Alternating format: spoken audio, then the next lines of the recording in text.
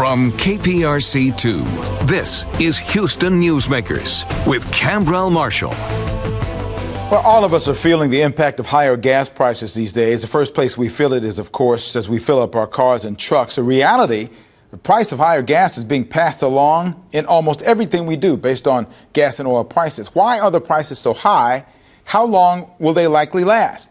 Well, my guest this morning can provide some answers. He's Mark Finley, a fellow in energy and global oil at the Baker Institute for Public Policy at Rice University, included in his 35 years in this industry, stints at BP, and as an analyst at the Central Intelligence Agency. Good morning, Mark. Great to see you. Thank you so much for being here. First question I have for you.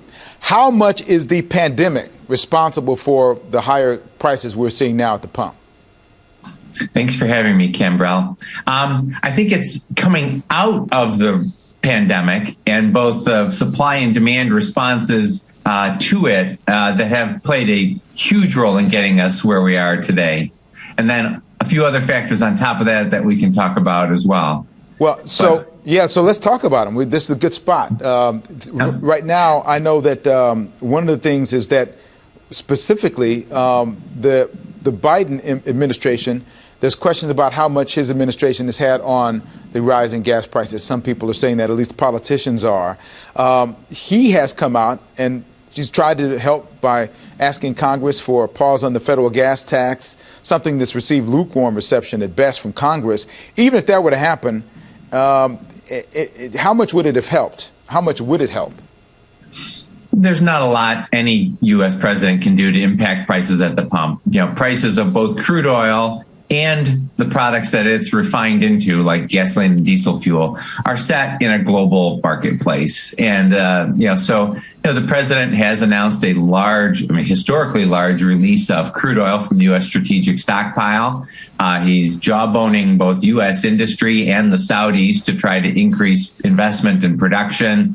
And then, as you mentioned, there's talk about some temporary relief by suspending the federal gasoline tax. That's 18 cents a gallon. I mean, at this moment, prices at the pump nationwide are $1.70 higher than they were last year. Mm-hmm. So, 18 cents is better than nothing, but it's not a huge difference. And it would require congressional authorization, which doesn't look likely at this point. The president's put some blame. You mentioned that a little bit. He's asked the oil companies to do a little bit more. He says they have dramatically increased profits while they are cutting back on drilling. What's the truth about all of that? Well, companies are making profits at the moment, but one of the reasons, for example, why U.S. supply response to higher prices has been pretty slow is because the investors in the U.S. oil patch have become very cautious. And the reason is because while they're making money now, they didn't make money for 10 years. For a decade, the U.S. shale industry now, on average, failed to return money to shareholders. And so investors have pulled the plug based on that history of poor performance. And it's a cyclical industry. There's years which you make money.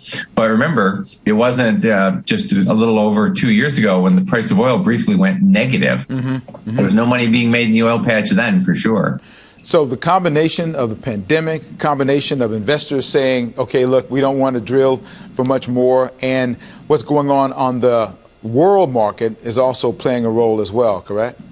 The Saudis. Absolutely. I mean, during the pandemic, OPEC and a group of cooperating countries, including Russia, engaged in the biggest voluntary national, production cuts the world has ever seen. Mm-hmm. And they've been very cautious in slowly dishing that oil back into the marketplace. And then on top of that, you've got Russia's invasion of Ukraine. Russia is the second biggest exporter of crude oil in the world and the second biggest exporter of refined products. So, that certainly plays a role in the tightening and the higher prices that we've seen in the last couple of months. We're looking at some video now of the war in Ukraine. How much do you think that really is impacting? I mean, I know that Russia, in terms of its not necessarily gas, but its oil output, natural gas and so forth, it's a big producer. But how much is that impacting what we're doing in this country?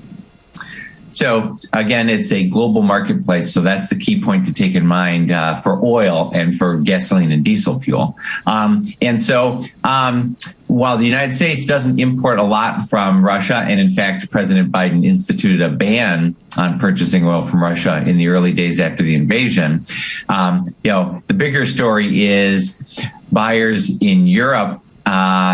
Companies are voluntarily turning away, and the EU is trying to coordinate a EU-wide policy of dramatically reducing purchases from Russia.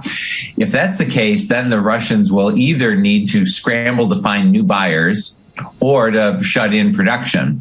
As they've scrambled, they've been offering large discounts to countries like India and China to get them to buy their oil. And then the Europeans are scrambling to find new supply from somewhere else around the world. So there's been this big scrambling of oil flows as people are trying to adjust. And that has, again, while the absolute disruption of Russian supply has not been as big as people originally feared, at least so far, that scrambling has helped to push prices higher. So in the meantime, the high prices here are here. We'll talk more on our Newsmakers Extra about how long that's going to last. But you talk about how the high prices here really are the equitable impact is totally inequitable in terms of various groups in this country that are being impacted by these high prices.